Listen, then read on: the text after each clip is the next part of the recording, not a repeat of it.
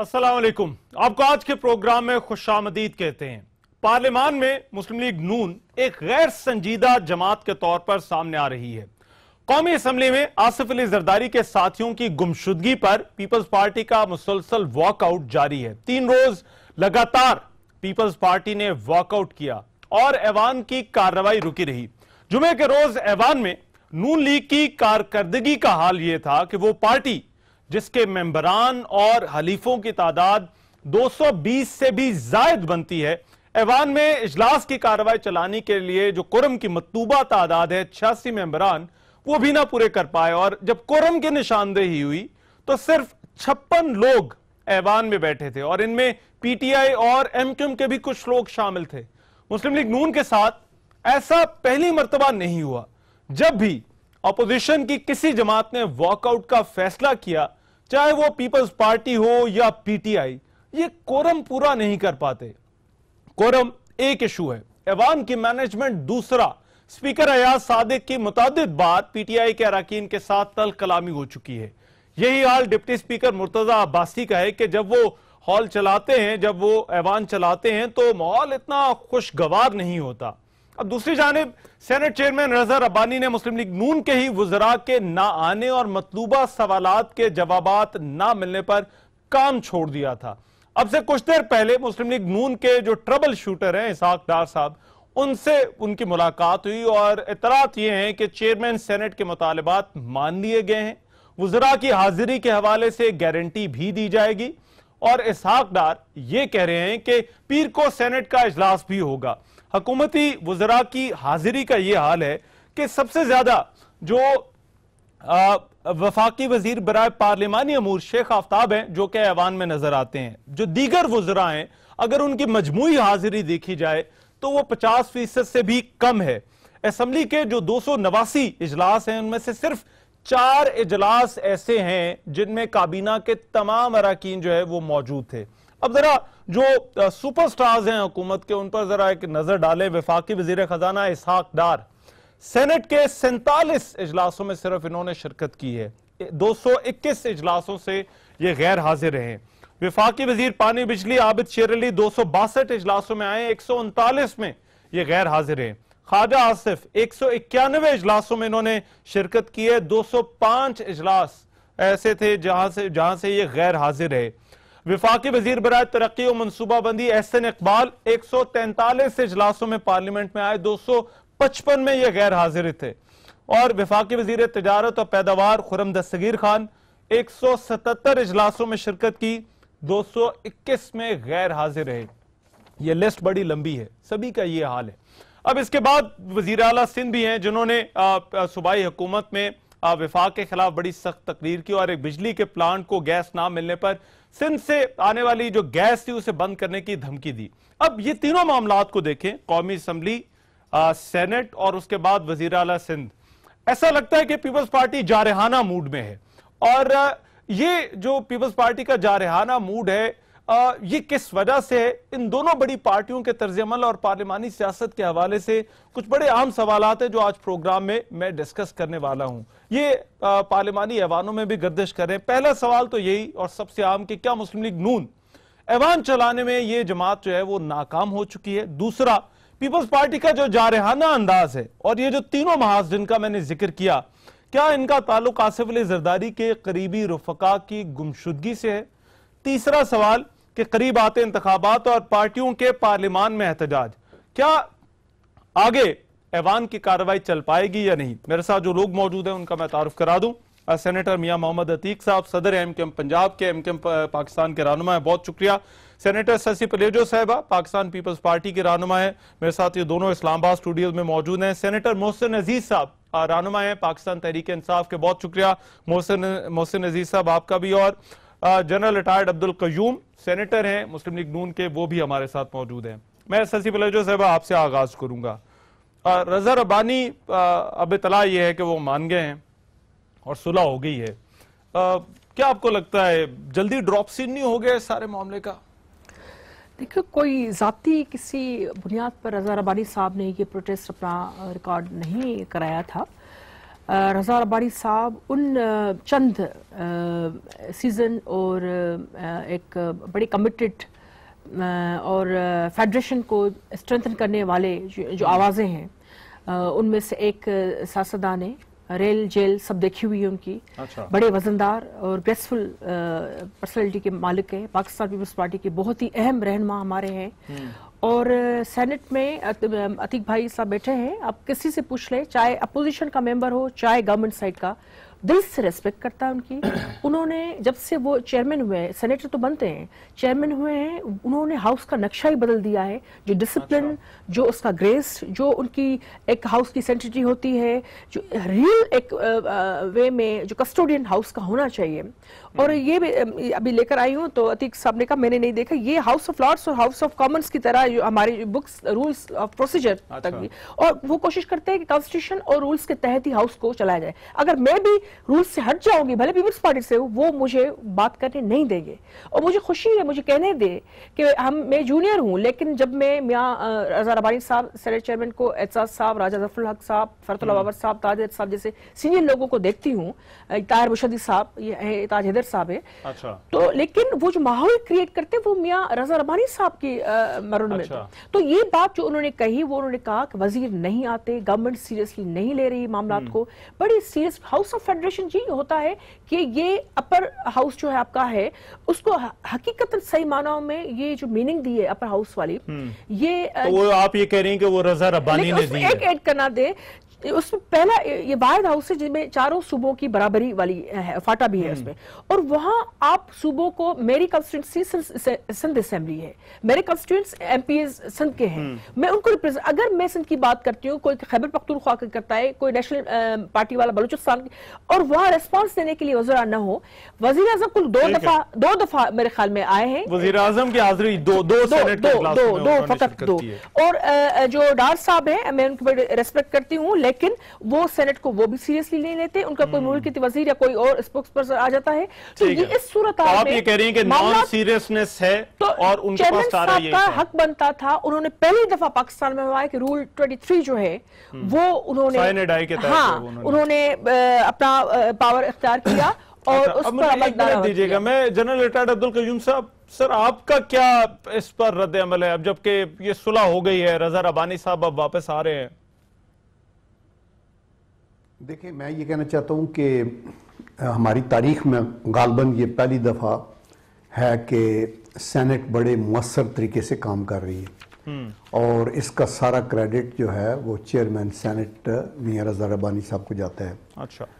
और हमें ये फ़ख्र है कि चेयरमैन रज़ा रब्बानी सेनेट की जब चेयरमैनी के लिए खड़े हुए तो उनको सपोर्ट सिर्फ उनकी अपनी जमात की नहीं थी, बल्कि वो हमारे मुश्तरका कैंडिडेट थे। और हमारा ये फ़ैसला बिल्कुल मियां नवाज शरीफ साहब का हम फ़ख्र करते हैं कि ये फ़ैसला किया गया, क्योंकि मियां साहब अहल भी हैं और इन जैसे कैलिबर के बड़े कम हैं पार्लियामेंटेरियन हमारे पास। तो उनकी कुछ शिकायत अपने तौर पे हुई, जिसके साथ हम सारे सेनेटर्स भी उनके साथ खड़े हैं, हम हुकूमत भी उनके साथ खड़ी है कि मुकम्मल जो वज़ीर हैं वो अपनी तैयारी करके आएँ, वो मौजूद हों, सवालों के जवाब ठीक दिए जाएं। लेकिन चूंकि कुछ प्रॉब्लम्स हो जाते हैं, कई दफ़ा आपको पता है कि हुकूमत जब चल रही हो तो एक सेनेट का सेशन ही नहीं होता, नेशनल असेंबली का सेशन भी होता है। इन एडिशन टू दैट आपके बैरूनी कमिटमेंट्स होती हैं। नंबर 3, बहुत से बैरूनी डेलीगेशंस आए हुए होते हैं जहां आपने लोकल कई इंस्टीट्यूशन में आपकी टॉक का मसला होता है। फिर आपकी सेनेट स्टैंडिंग कमेटीज़ हैं बहुत सारी, और नेशनल असेंबली की कमेटीज़ हैं, वहाँ भी एक्स ऑफिशियो मेंबर होता है मिनिस्टर, और वो भी उस वक्त तो नहीं होती जब सेशन हो रहा हो, लेकिन कमिटमेंट जरूर होती है उससे आगे या उसके पीछे। अच्छा। तो आफ्टर हैविंग सेड दैट मैं ये कहना चाहता हूँ कि ये कोई उस तरह का एक्सक्यूज नहीं है। जब मिनिस्टर अवेलेबल ना हो तो सेनेट को बताना चाहिए, और सेनेट या किसी और मिनिस्टर को डिप्यूट कर देना चाहिए। ठीक है, right, I get your point. मैं मोहसिन अजीज साहब आपकी राय इस पे चाहता हूँ।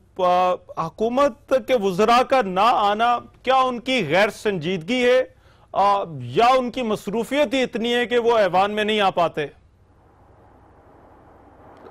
देखिए, सबसे पहले तो मैं यहाँ ये गुजारिश करना चाहता हूँ कि रज़ा रब्बानी साहब की जो किरदार है वो सबके सामने है। एक बड़े खुददार इंसान है बड़े मुहब्बे वतन हैं और मैं समझता हूँ कि कॉन्स्टिट्यूशनल एक्सपर्ट्स जो हैं इस तरह के पाकिस्तान में बहुत कम हैं।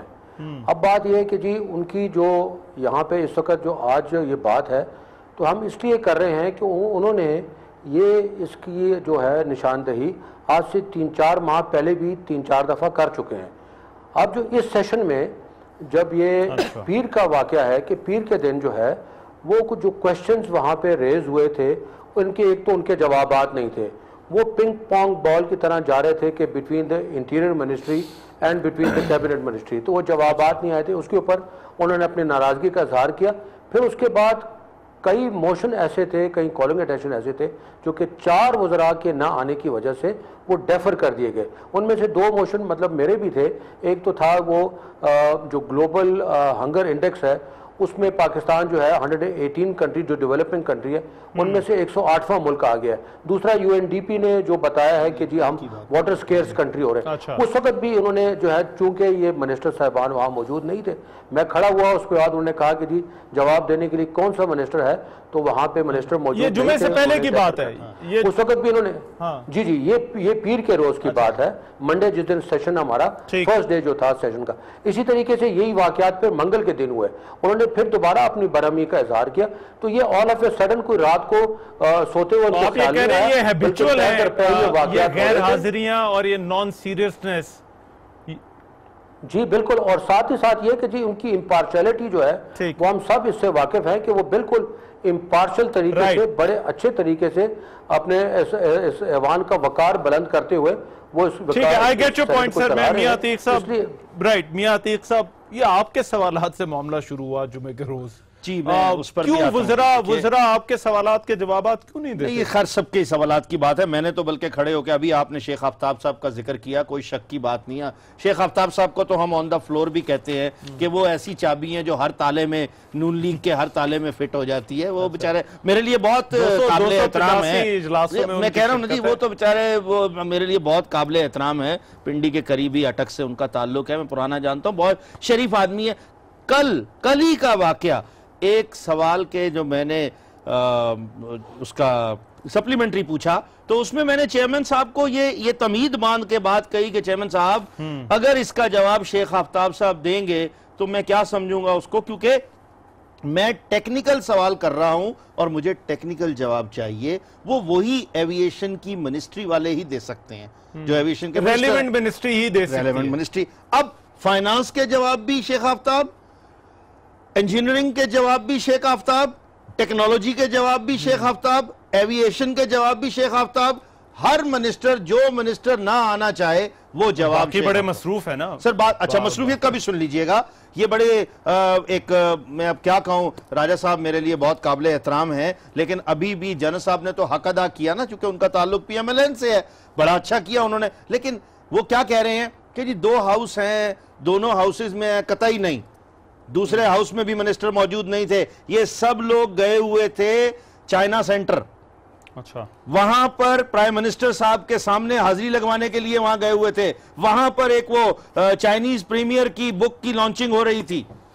That is what it is. Even Raja Zafarul Haq साहब भी उस वक्त मौजूद नहीं थे। और कल का जो खास तौर पर वाकया है, पहले जब सवाल आधे में छोड़कर 35 मिनट के लिए हाउस सस्पेंड किया चेयरमैन साहब ने, बड़ी बरहमी के आलम में कि वो क्या और कर सकते थे। उन्होंने कहा इन सवालों का क्या मैं करूंगा, उन्होंने बंद कर दिया सिस्टम और सॉरी हाउस सस्पेंड कर दिया। जब हम वापस आए, एजेंडे को देखा, पहला आइटम मेरा था एडजर्नमेंट मोशन, उसी के लिए मुझे कहा गया, मैंने कहा, और वो मामला क्या था? वो मामला है आम लोगों को जो बिल ज्यादा दिए जा रहे हैं उसका जो हम पूरे हाउस में लाना चाह रहे थे, वो आम लोगों की बात है। और वो बिल सिर्फ घरों के नहीं, कारखानों के नहीं, बल्कि जो सरकारी इदारे हैं उनके हैं। उस वक्त में वजीर साहब मौजूद नहीं थे। मगर मुझे, मैं एसएससी पे वेरी ब्रीफली ब्रेक पर जाना है, मगर उससे पहले मैं अगर देखिए, अगर आपको यही रिस्पांस मिले फिर तो उन्हें बिल्कुल काम छोड़ देना चाहिए था, क्योंकि अब वो तनकीद करने वाले ये भी कह रहे हैं कि रज़ा रब्बानी साहब ने एक पैगाम तो दिया, मगर अगर वाकई ये हालात हैं कि काम नहीं चल रहा तो फिर वो छोड़ दें, फिर चेयरमैन सेनेट ना रहे। चेयरमैन सेनेट इस्तीफा दे देते। नहीं, उन्होंने हमेशा इस्लाह की है, और जब से वो सीट पर आए हैं, जो रूल्स, ये अभी मैं एक छोटी मिसाल देती हूँ, अभी रेजोल्यूशन अभी हमने पिछले माह सेनेट पूरी पार्टीज को, बड़ी जबरदस्त बात ये है कि वो यूनानिमसली चलाते हैं। जैसे 18th अमेंडमेंट की भी तो पीपल्स पार्टी ने उनको ही कैप्टन बनाया था ना, इन्होंने ही सबको, तो उन्होंने जो भी अभी रूल्स ऑफ प्रोसीजर में भी तब्दीलियां अमेंडमेंट्स लेकर आए हैं, या हम कॉन्स्टिट्यूशनल अमेंडमेंट पे जो भी बात कर रहे हैं, या जो भी पार्लियामेंट्री इंस्ट्रूमेंट है, मैं मिसाल दूं कि कल जो ये बात कर रहे हैं उसमें इनके बाद हमारा भी एजेंडा था गैस और उस पर मेरा शहरी रहमान ताजदर साहब के लिए मिनिस्टर रिस्पांस देना था। 3 दिनों से हम चीख रहे थे, 3 दिनों से, यानी कोई नहीं आ रहा। वजीर साहब शाहिद खाकर अब्बासी उन्होंने कहा मुल्क से बाहर है, अब मुल्कती वजीर आएंगे। एनएफसी पर, सीसीआई पर हमेशा जब मेरा या किसी और का कॉलिंग अटेंशन नोटिस आता है तो वो कहते हैं मुझे ब्रेक ले लेने दे। मगर ये जो गैर हाजिरी वाला सवाल है जनरल कयूम साहब, मैं वापस आकर आपसे पूछूंगा। इस ब्रेक के बाद हम वापस आ रहे हैं। ब्रेक के बाद प्रोग्राम में एक मरतबा फिर से खुशामदीद। क्या मुस्लिम लीग नून ऐवान चलाने में गैर संजीदा है? क्या ये जमात ऐवान चलाने में नाकाम हो चुकी है? इस पर बात हो रही है। मैं जनरल कयूम साहब ब्रेक पर जाने से पहले जो एक बड़ा सीरियस क्वेश्चन है वो ये कि मुस्लिम लीग नून वॉकआउट के बाद अपने जो नंबर्स हैं मेंबरान को पूरा करने में, कोरम पूरा करने में नाकाम रहती है, वुज़रा ऐवान में नहीं आते। क्या यह पार्टी का मसला है कि पार्टी अपने मेंबरान को संभालने में नाकाम है? देखिए, ये एक बड़ा सेंसिटिव इशू है और एक बड़ी दुखदेह बात है कि हम लोग जो पार्लियामेंटेरियंस हैं, खा वो अपर हाउस हो या नेशनल असेंबली हो, इसके अंदर लोगों की हाजिरी नहीं होती सही। और ये यहाँ ही नहीं है, मैंने हाउस ऑफ कॉमन्स में भी देखा है, हाउस ऑफ लॉर्ड्स में भी देखा है, चंद बंदे बैठे होते हैं। उसकी वजह ये होती है कि पार्लियामेंटेरियंस की भी और बहुत कमिटमेंट्स होती हैं, कॉन्स्टिट्यूएंसी के भी मसाइल होते हैं। लेकिन आई थिंक कि हमें जो बहुत से लोग असम्बलियों में बैठ के अपनी बिजनेस भी रन कर रहे हैं, तो वो अपनी बिजनेसेस के अंदर भी कमिटेड होते हैं। हालांकि मैंने कई दफ़ा कहा है कि ये एक कॉन्फ्लिक्ट ऑफ इंटरेस्ट है कि एक इंडस्ट्रियलिस्ट है, वो बैठा हुआ है और वो गैस के रेट्स के ऊपर जो है शोर मचा रहा है, बिकॉज वो उसका पर्सनल भी उसको अफेक्ट करता है। तो इसलिए मैं समझता हूँ कि जब हम लोग अपर हाउस में या नेशनल असेंबली में इलेक्ट होके आते हैं तो उसके बाद फिर हमें खैर बात कहना चाहिए, अपने बिजनेसेस को किसी को हवाले किया जाए और फिर सारा काम इधर हो चुके। बहुत सा काम होता है, लेजिस्लेशन का भी, कंट्रीब्यूशन का भी, स्काई इज द लिमिट। आप कुछ ना करना चाहे तो बैठे रहें, लेकिन अगर आपने करना ही हो, मैं मसलन एक सेनेट की स्टैंडिंग कमेटी का चेयरमैन हूँ, defence production. In addition to that मैं डिफेंस का भी मेंबर हूँ, साइंस एंड टेक्नोलॉजी का मेंबर हूँ, overseas Pakistani, PIA, climate change, और फिर पाकिस्तान फ्रांस के जो रिलेशनशिप है, उनका जो पार्लियामेंट्री ग्रुप है, उसका भी मैं कन्वीनर हूं। तो ये सारी जिम्मेदारियां आपको निभाने के लिए बहुत काम करना पड़ता है। ठीक है, मगर ये कॉन्फ्लिक्ट ऑफ इंटरेस्ट वाली बात आपने जरा इंटरेस्टिंग कर दी। मियां अतीक साहब कुछ कहना चाह रहे, फिर जरा मैं मोहसिन अजीज साहब के पास। माजरत के साथ हम दोनों, मैं भी, उनका पॉइंट ये था कि ये फुल टाइम जॉब है। आप जरा समझिएगा, देखिए सर, सिर्फ यही बात फुल टाइम जॉब की नहीं है, बात कमिटमेंट की है। मोहसिन अजीज भाई भी इंडस्ट्रियलिस्ट हैं, मैं भी इंडस्ट्रियलिस्ट हूं। अगर जनरल साहब समझते हैं तो हमें पार्लियामेंट से निकाल दें, एक रूल में अमेंडमेंट कर लें कि जी इंडस्ट्रियलिस्ट आ नहीं सकता। That's not fair. फिर मैं कहूंगा मेरे बुजुर्ग हैं, मैं बड़ी एहतराम करता हूं उनका। लेकिन दूसरी तरफ आप देखिए 99.5% मेरी अटेंडेंस है, चेक करा लीजिए। अच्छा, पूरे साल में लास्ट ईयर में मेरी एक एब्सेंट नहीं है, उसकी वो लीव है, वन डे। अब दूसरी तरफ आ जाइए, एक साल में मेरे 15 प्राइवेट मेंबर बिल हैं, हर रोज एजेंडे पे मेरा कोई ना कोई आइटम होता है। It depends how you take the serious, things are serious. अभी अगर PMLN की हम बात करें, आपने एक आखिरी जुमला बोलूंगा, आपने जो कहा कि as a party, I don't think it is as a party. नहीं, मैं ये जानना चाह रहा था कि क्या पार्टी के पास इतनी पावर नहीं है कि वो अपने मेंबरान को पाबंद कर सके या वुज़रा को पाबंद कर सके कि भाई तुमने कौमी असेंबली में, सेनेट के इजलासों में जाना है। इस पर बात मैं भी करना चाह रही हूँ, भले आप मोहसिन साहब। नहीं, मैं मोहसिन साहब आपकी एक तो ये कॉन्फ्लिक्ट ऑफ इंटरेस्ट वाली चीज तजवीज पर, जो जनरल साहब की तजवीज है, उस पर आप क्या कहते हैं? दूसरा, क्या ये पार्टी का मसला है या लोगों का मसला है, इन वुज़रा का मसला है, अफराद का मसला है? देखिए, बात यह है कि ये मेरा ख्याल है जनरल कयूम साहब बात को ट्विस्ट कर रहे हैं, इधर से बात उधर जा रहे हैं। कॉन्फ्लिक्ट ऑफ इंटरेस्ट की बात तो इसमें है ही नहीं। अब जब आपके वजीर यहाँ बैठे हैं और आप हुकूमत में बैठे हैं, तो हुकूमत के लोगों को जब ये समझ नहीं है कि जो है दुनिया में गैस का रेट क्या है और ऑयल की कीमत नीचे आने से गैस के रेट दुनिया में कितने कम हो गए हैं, तो हमारी भी एक कॉन्स्टिट्यूएंसी है, और वो कॉन्स्टिट्यूएंसी जो है वो इंडस्ट्रियलिस्ट की है, वो ट्रेडर्स की है, वो बिजनेसमैन की है, और यही वो लोग हैं जिससे कि पाकिस्तान की इकोनॉमी फ्लरिश करती है। तो ये अगर जाके वहाँ बताया जाए कि you are making the industry uncompetitive in the world, तो ये क्या बुरी बात है? इसमें इनको नाराज़गी क्यों हो रही है? इनको नाराज़गी नहीं होनी चाहिए, इनको तो शुक्रमंद होना चाहिए, इनको तो शुक्रिया अदा करना चाहिए कि ऐसे लोग यहाँ मौजूद हैं जो कि आपको आईना दिखा सकते हैं, आपको बता सकते हैं कि दुनिया में क्या हो रहा है, किस तरीके से दुनिया में एक्सपोर्ट्स बढ़ रही हैं, आपकी एक्सपोर्ट्स कम हो रही हैं। इसी वजह से जो है, इसी जो है डिनाइल की वजह से, जो स्टेट ऑफ डिनाइल में आप हैं, आज ट्रेड डेफिसिट आप देख लें, एक सेकंड मुझे दे दीजिए, एक ट्रेड डेफिसिट जो है आज रिकॉर्ड हद तक पहुंच गया है, और अभी भी आप स्टेट ऑफ डिनाइल पे हैं। बात तो यह है कि आप ये इंश्योर करें कि आपके मिनिस्टर्स आके यहाँ पे सही प्रिपेयर होके आए और सही जवाब दें, ताकि यहाँ अवाम के मसाइल हल हो सके और सही जवाब। मैं शशि साहब वुज़रा की, क्योंकि आप दोनों का गिला है, क्या इन वुज़रा के खिलाफ आप लोग करारदाद नहीं लेकर आ सकते थे कि ये लोग आए और आकर जो है वो जवाब दें, या इनकी गैर हाजिरी के मुतालिक सेनेट में करारदाद नहीं लाई जा सकती? देखिए, सेनेट में ये चीज़ क्यों ज़्यादा आ रही है, क्योंकि सेनेट इस वक्त कौमी असेंबली से भी ज़्यादा काम कर रहा है, आपको पता है। हालांकि इख्तियारात उस हवाले से अभी हम उस पर काम कर रहे हैं। जो मैं पहले बात करना चाह रही थी कि पिछले महीने ही हमने एक यूनानिमसली रेजोल्यूशन पास की जिसमें सारे पार्टीज़ हैं। हम तकरीबन 11 आर्टिकल्स में जो है कॉन्स्टिट्यूशन के ला रहे हैं, जिसमें सेनेट को भी इख्तियार दे रहे हैं, जब एनएफसी से लेकर सारे। अभी आपने देखा कि ये बजट भी एनएफसी के बगैर आ रहा है, 9th जो एनएफसी अवार्ड है, हम 2 सालों से चीख रहे हैं, उस पर रिस्पॉन्स ही सही नहीं आ रहा।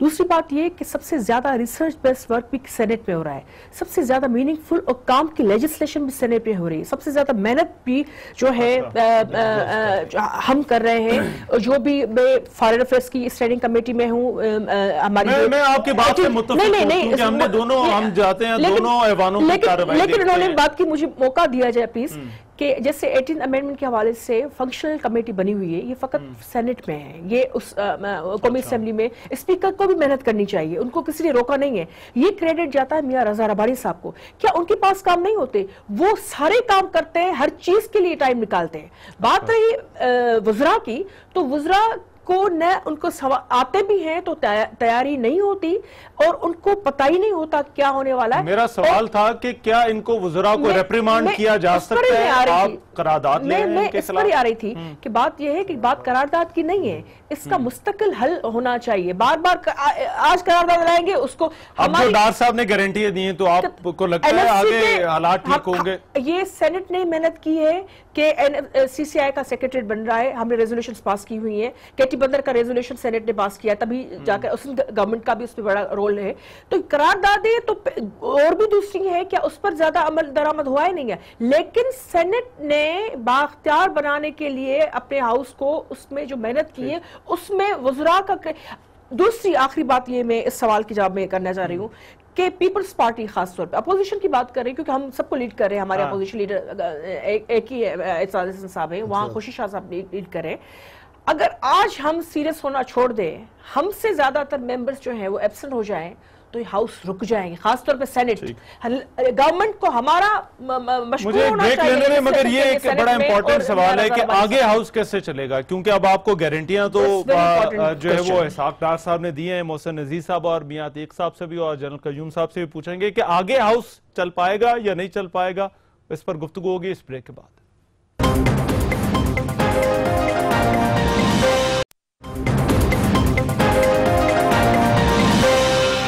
ब्रेक के बाद प्रोग्राम में एक मरतबा फिर से खुशामदीद। क्या मुस्लिम लीग नून ऐवान चलाने में संजीदा है, इस पर डिबेट हो रही है। और मोहसिन अजीज साहब, ब्रेक पर जाने से पहले एक सवाल छोड़ा। अब इसहाक डार साहब से मुलाकात तो हो गई और पीर से मुमकिन है कि वो ऐवान का इजलास भी दोबारा बुलाएंगे, मगर क्या मुस्लिम लीग नून पर या उनकी जो गारंटियां हैं उन पर यकीन किया जाना चाहिए? देखिए, जहां तक गारंटीज का सवाल है तो ये आपका बड़ा खूबसूरत सवाल है।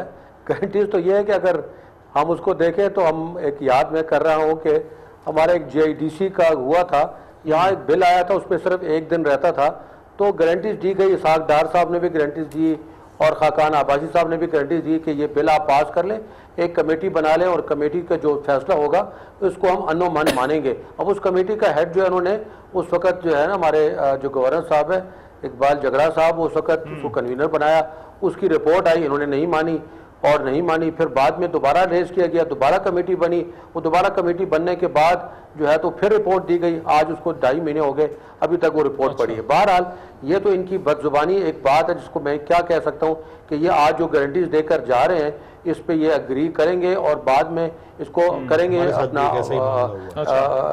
इस तरीके से चलाएंगे या किसी और तरीके से चलाएंगे।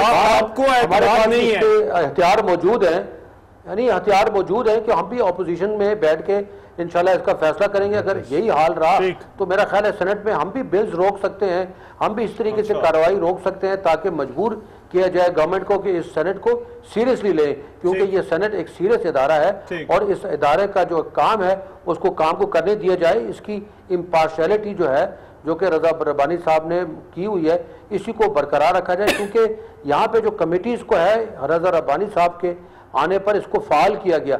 बहुत सारे बिल्स जो हैं नेशनल असेंबली से जो आते हैं इनमें यहाँ पे डिबेट होता है। फॉर एग्जांपल अभी कंपनीज बिल है, कंपनी बिल्स उन्होंने जो है वहां से भिजवा दिया नेशनल असेंबली में, लेकिन पब्लिक हेयरिंग की गई कराची में। ठीक है, I get your point sir. मुझे अब 1 मिनट दीजिए सब में ये गारंटियों वाली बात, क्या आपको यकीन है जो इसहाक डार साहब कह रहे हैं, आपको गारंटियां देकर आए कि वज़रा जो है जो आज तक हुआ है आएंगे? अब मैं जो आज तक हुआ है, जैसे अभी सेनेटर मोहसिन अजीज साहब ने कहा, मैं भी उसी तरह एक आपसे शेयर करूंगा कि आज नहीं, ये आज से तकरीबन 3 साल पहले जब हमने बात की MQM ने और इसहाक डार साहब ने कहा हमारी एक रिड्रेसल कमेटी बनेगी, 3 साल में नहीं बन सकी। कमिट किया, बात की, सब चीज तय हुई, उसके बाद नहीं बन सकी।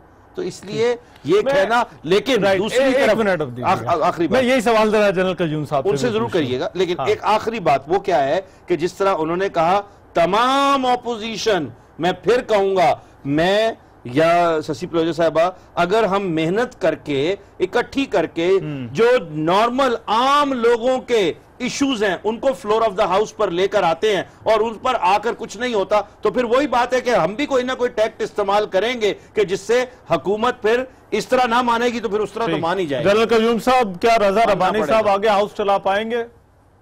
क्या मुझे कभी उम्मीद है कि ये जो चेयरमैन सेनेट, चूंकि वो एक बड़े मुहिब वतन पाकिस्तानी हैं और उनके होते हुए बहुत से काम हुए हैं सेनेट के अंदर, वेरी क्रिएटिव और इनोवेटिव अप्रोच के साथ उन्होंने नई नई चीज़ें की हैं। एक कमेटी ऑफ द होल का कॉन्सेप्ट दिया, उसके अंदर हमने बैठ के उनकी चेयरमैनशिप में डिलिब्रेट किया। सुप्रीम कोर्ट के चीफ जस्टिस भी आए हमें लीगल रिफॉर्म्स के ऊपर बात करने के लिए in the committee of the whole, और जो रिनाउंड हमारे जूरिस्ट और लीगल माइंड्स हैं मुल्क के, उनको भी हमने इनवाइट किया, सारे आईजीज को किया। ये थी जुडिशल रिफॉर्म्स के लिए। इलेक्टोरल रिफॉर्म्स पे काम हो रहा है, फाटा रिफॉर्म्स के ऊपर बहुत सा काम हुआ है, हमने सेंसस के ऊपर बड़ा जोर दिया, अल्लाह का करम है वो शुरू हो रहा है। ये सारी चीज़ें पार्लियामेंट के अंदर से उठेंगी, होंगी, पार्लियामेंट की पूरी कौम को ज़रूरत है और यही एक सुप्रीम अदारा है जिसने पेस सेट करना है मुल्क किस तरह चलेगा। तो I assure the nation through your television channel कि हुकूमत को इस बात का अदराक है और एहसास है, हुकूमत की और कमिटमेंट भी होती हैं, लेकिन साथ पार्लियामेंट को मुकम्मल हमें जो है वो एक आबरू और एक इज्जत और एक वकार देना होगा, क्योंकि पार्लियामेंट हमारे मुल्क। ठीक है, राइट। मगर मुझे एक और चीज, एक जनरल साहब, एक तासुर ये, मैं शशि पलोजा साहब से भी ये पूछूंगा, मगर एक तासुर ये भी है कि ऐसा लगता है पीपल्स पार्टी आपके खिलाफ सियासत कर रही है, वजीर आला की धमकियां, रजा रब्बानी का काम छोड़ देना और फिर वॉकआउट्स, क्या ये सारे मामले एक दूसरे के साथ जुड़े हुए हैं? देखिए, मैं ये नहीं समझता कि मियां रजा रब्बानी साहब का ये तहफ़्फ़ुज़ात और उनकी ये बरहमी जो है वो पीपल पार्टी की सियासत से लिंक्ड है। आई डोंट थिंक सो। वो मियां रजा रब्बानी एक बावकार इंसान है, एक खुददार इंसान है, दयानतदार, वो अपना प्रोफेशन का काम करना चाहते हैं। वो अभी चेयरमैन सेनेट की हैसियत से गैर जानबदार है। लेकिन जो पार्टियां, अभी इलेक्शन का ईयर शुरू हो गया, तो पीपल पार्टी हो या तारीक इंसाफ हो, इन्होंने कोई ना कोई नुक्ते तो उठाने हैं। हुकूमत को ये फ्री रन तो नहीं देना चाहते और ना देना चाहिए।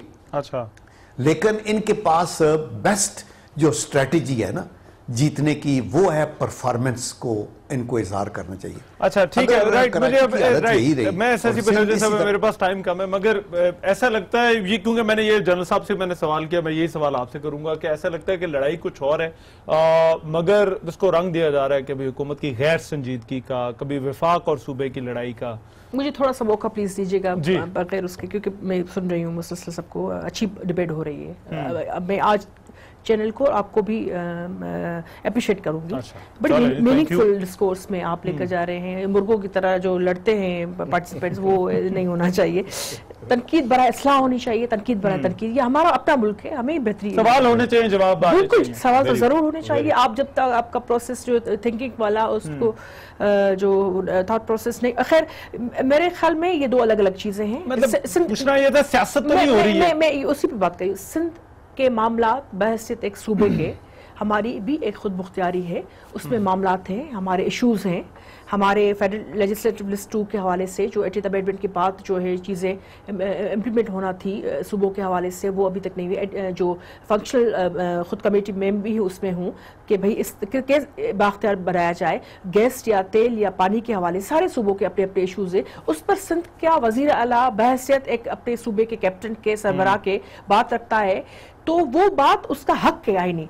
लेकिन सेनेट चेयरमैन की गवाही खुद मुझसे ज्यादा दूसरे मेंबर्स दे रहे हैं। अच्छा। कि उनके आने से, मैंने जैसे अभी ब्रेक में कहा, आप 2 साल पहले वाला सेनेट 2 सालों में क्या क्या काम हुआ है वो देख लें। क्रिमिनल जस्टिस सिस्टम के रूट कॉजेज से लेकर वे फॉरवर्ड क्या होना चाहिए, कौन सी अमेंडमेंट्स और भी बेहतर होनी चाहिए, और उससे लेकर बड़े हसास